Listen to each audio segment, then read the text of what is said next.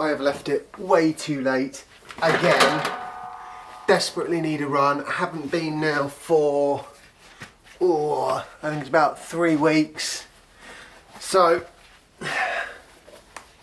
it's time to get back on the horse. I'm charging my board up. Actually, that's not true. I've charged my board up. I don't mind telling you that was hard work. Feeling a bit more human now, and it's time to pop a few miles on that board. Just get the battery down to like 90 odd percent, 95%.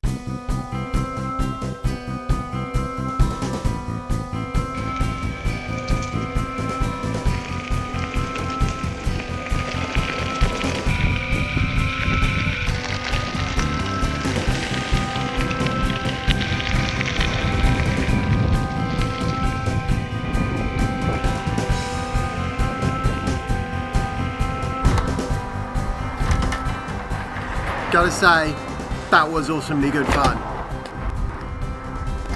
You know, Mark is quite right. These things are incredibly addictive.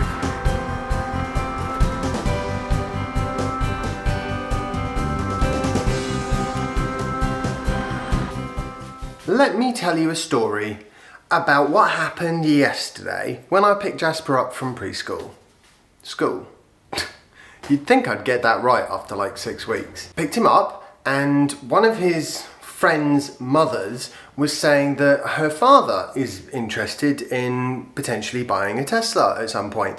But he lives in Devon, and you know, he's not sure that he'd be able to come up and visit in Essex and things like that.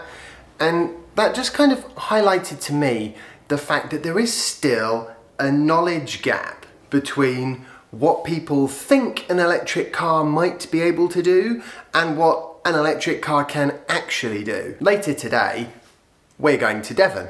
What a coincidence, but there we go. We're actually going further than her father lives in Devon, and we're gonna do that so when Jasper goes to sleep. So I'm gonna put him to sleep in the car, he'll sleep, we'll drive, because it will be about 5.5 hours probably with a supercharge or two, because we don't want to turn up empty, and it is 273 miles total door to door. So clearly, at least a Tesla has got no problem with long range. The reality is, I don't think it would take a huge amount longer in a Renault Zoe. And the new 40 kilowatt hour Nissan Leaf, it probably wouldn't take any longer at all.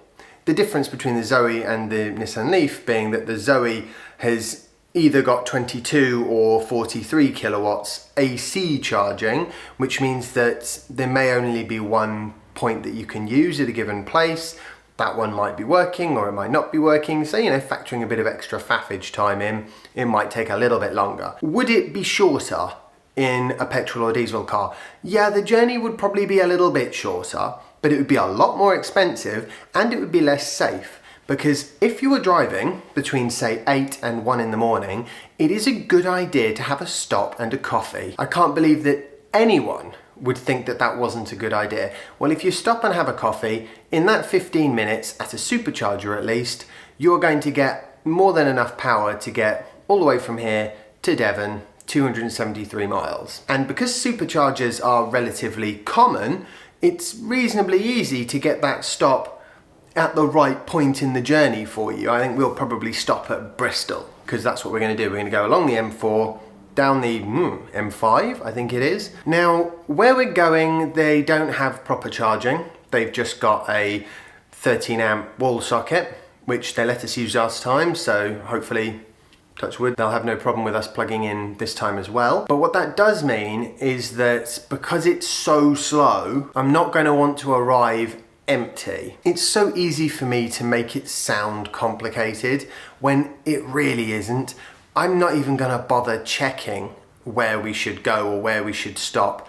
I'm just going to get in the car and tell the sat-nav where we want to go. And most of these things are just things that you pick up within a journey or two. It's not a good idea to turn up at your destination with 30 miles of range if it's got ludicrously slow charging there. You know, it's just a tiny bit of common sense, not a huge amount. Although, speaking of common sense, isn't it something like 850,000 drivers a year run out of petrol or something? There's some ridiculous number of drivers that run out of petrol or diesel, and that kind of always amazes me. I guess that's not going to change. Well, maybe it will, because the advantage of electric cars is they tend to be a little bit more intelligent in terms of their design. Certainly, if the Tesla thought you were trying to go somewhere and you were going to run out of power, it'd tell you. It'd highlight the fact that you're going to arrive with minus 10%. You have to stop and charge to reach your destination. And I guess if you spell it out like that, there really is no excuse for running out of power, is there? Anyway, coffee. I suppose what I'm really saying is there is a bit of a mindset shift that occurs when you drive an EV, but that's not anything to worry about. And there is also a perception issue still with many people that EVs are somehow limited cars. And I think that probably comes from the days when there wasn't very much infrastructure around. So it was kind of impossible to do what most people would consider to be normal drives.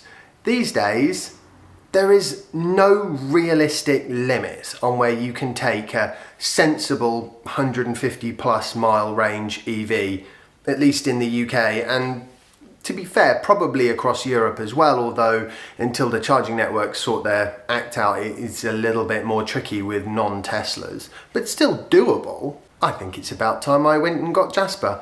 It's been a kind of bits and bobs day today, trying to get stuff sorted because we're away for the weekend, so you know. Need to remember to set the car to charge to 90% when I get back, otherwise we will be stopped for about 20 minutes longer than we need to be. And I hate having to stop when we don't have to. You know, one thing that car manufacturers can do to help spread the word, so to speak, about electric vehicles, 24-hour test drives. You know, let people have the car for a decent length of time, and that way they can see that hopefully range is not going to be an issue. I'm really excited. There's something about a 270 mile drive that just gets me going. To be honest, you're not going to find a better recommendation for a vehicle than that. You know, loads of people would be like, oh my god, 270 miles in the dark. Oh, really? And I'm psyched about it. And Jasper's been a reasonably good boy today. So we're going to go in and pack, aren't we? Yeah. I'm not surprised, Monkey. School is hard work, isn't it? Ah, of course I've had turn up. Now this will hopefully be the ultimate solution to my wind barrier woes. Oh my god, look at the size of this. Right, well I like to think that wind is not going to be able to get through this. There's a few problems here. Firstly, it's actually covering that hole, so I'm going to have to scooch it up a little bit. And I'm sure I can think of other problems as well. These gloves are a bit on the small side.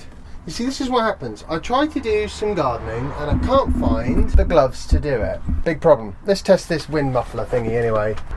I've got some other gloves somewhere. Figure if I pull up one weed every day,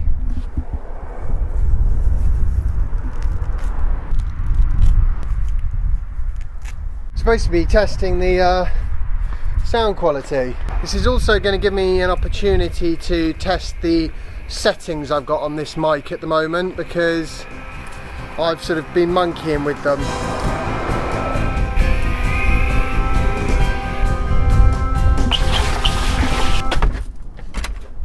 That was almost a crash. I could use the brakes on the board, of course, but I don't really want to, because the battery's still pretty much 100% full, and unlike the Tesla, I think this thing will just basically go into regen, full regen, no matter how charged the battery is. I found the trick to not having an accident when messing with cameras is make sure you hold the remote right at the end if you're doing anything else, like over here. Also, when going, rather than have it like that and have it be a little bit too sensitive, what I do is I put my thumb and finger together, and that just enables me to be a little bit smoother with it, because ultimately fingers are not that precise. I think this wind muffler works quite well. Due to the fact we are travelling so late today, I now have got to do a load of editing because I've got to make sure that tomorrow's vlog post is already uploaded, and then when I've done that, I need to edit 90% of today's. So I'll see you in a little bit. Get in the car, monkey. Come here, let me pick you up. Ugh. We are leaving a good deal later than planned. What is that under? What's the light? It's like 9 o'clock. I want to say hello to the moon. Yeah, you say hello to the moon in just a second. Right. Hello, moon. 273 miles coming up.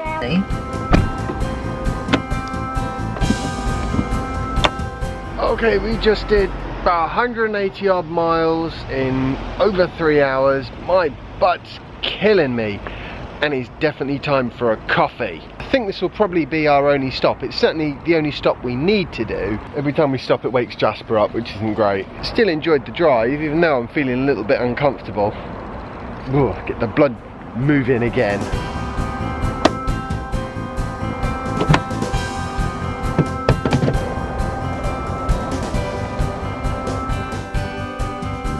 Well, we made it. I have to be a little bit quiet because it's kind of night time and everyone's asleep. But yeah, 270 odd miles. Trip A gives the total for the journey. Trip B is actually the total on the new tyres, and they seem to be holding up okay. Anyway, I'm gonna say goodnight now because it's like 3 in the morning. So there you go. EVs, long range trips, all good. I hope you've enjoyed today's vlog post, found it interesting. If you have, remember to like it, share it and subscribe if you haven't already, and follow me on Instagram if you don't already, and I'll see you tomorrow for the next instalment of my daily vlog.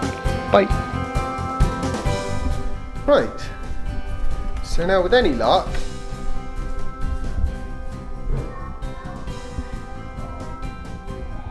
alright, hang on, do you want to come down, I'll sort it out. He's getting changed after school. Unsuccessfully.